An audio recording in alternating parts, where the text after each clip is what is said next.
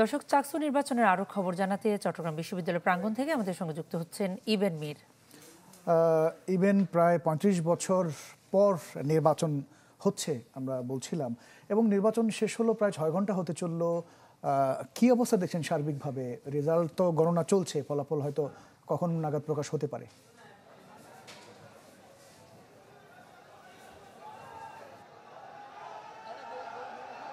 ইমতিয়াজ, এখন এই মুহূর্তে আমি আছি চট্টগ্রাম বিশ্ববিদ্যালয় ১ নম্বর গেট এলাকা, যেখান থেকে ক্যাম্পাস প্রায় ১ থেকে ১.৫ কিলোমিটার ক্যাম্পাসের দূরত্ব। সেই জায়গায় এখন ছাত্রদল এবং ছাত্র শিবিরের সমর্থনে তাদের যে সমর্থকরা তারা জড়ো হয়েছেন। সেখানে পুলিশের যে কর্মকর্তারা তারা এসে দুই পক্ষকে শান্ত করে দুই পক্ষকে এখান থেকে সরিয়ে দেওয়ার যে চেষ্টা সেই চেষ্টা করছেন। এবং তাদের এই যে দুই পক্ষের এই যে পুলিশ তাদেরকে দুই পক্ষকে শান্ত করে যেন নির্বাচনের যে পরিবেশ সেটি যেন শান্তিপূর্ণ থাকে নির্বাচনের পরিবেশ, সেই বিষয়টি আসলে বোঝানোর চেষ্টা করছেন। আর আমরা এখানে পুলিশের যিনি অতিরিক্ত পুলিশ সুপার তারেক আজিজ, তিনি নিজে একটি অংশকে নিয়ে সামনে এগিয়ে গেছেন, তাদেরকে বুঝিয়ে এখান থেকে সরিয়ে দিয়ে, অর্থাৎ নির্বাচন শান্তিপূর্ণভাবে সম্পন্ন হয়েছে এবং এখন চলছে ফল গণনা যেন অন্তত শান্তিপূর্ণভাবে সবকিছু শেষ হয়, সেজন্য প্রশাসনের পক্ষ থেকে যে ব্যবস্থা সেটি কিন্তু আসলে তারা নিয়েছেন। এখানে আমরা পর্যাপ্ত সংখ্যক পুলিশ সদস্য এবং বিজিবি সদস্যদের আমরা দেখেছি, তারা এখানে চেষ্টা করছেন যেন কোনো ধরনের আসলে অনাকাঙ্ক্ষিত ঘটনা তৈরি না হয়। সেজন্য আমরা এখানে এক পাশে ছাত্র দলের সমর্থনে আরেক পাশে ছাত্র শিবিরের সমর্থনে দুই পক্ষই কিন্তু এসে জড়ো হয়েছেন। আমরা তাদের সাথে কথা বলেছি, তারা দুই পক্ষকে আসলে এক পক্ষ আরেক পক্ষকে বহিরাগত দাবি করে তারা যেন অন্য পক্ষকে সরিয়ে দেওয়া হয়, নিজেরা থাকবেন সেই বিষয়টি তারা আসলে পুলিশকে অনুরোধ করছেন। পুলিশ তাদেরকে দুই পক্ষকে অনুরোধ করছেন যেন তারা আসলে সরে যায়।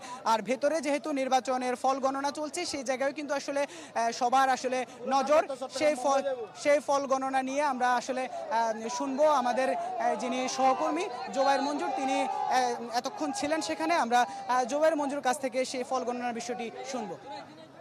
হ্যাঁ, ধন্যবাদ ইবেন আপনাকে। ইমতিয়াজ, ইবেন সার্বিক পরিস্থিতি বলেছিলেন। আসলে ভোটের ফলাফল যদি বলি, ভোটের ফলাফল কিন্তু ধীরে ধীরে আসতে শুরু করেছে।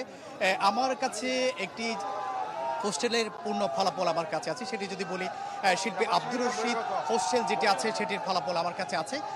সেখানে আমি যদি আপনাকে একটু বলি, সেখানে 124টি ভোট কাস্ট হয়েছে। তার মধ্যে শিবির সমর্থিত যে প্যানেল, সেই প্যানেলের ভিপি যিনি প্রার্থী ইব্রাহিম রনি যিনি আছেন, তিনি পেয়েছেন 27 ভোট। একই সাথে ছাত্রদল প্যানেল যেটি রয়েছে সেখানকার ভিপি প্রার্থী যিনি সাজ্জাদ হৃদয় রয়েছেন, তিনি পেয়েছেন 34 ভোট। অন্যদিকে জিএস পদের যে ভোটটা সেটি যদি একটু বলতে চাই, শিবির সমর্থিত প্যানেলের জিএস প্রার্থী যিনি সাইদ বিন হাবিব রয়েছেন, তিনি পেয়েছেন 28 ভোট।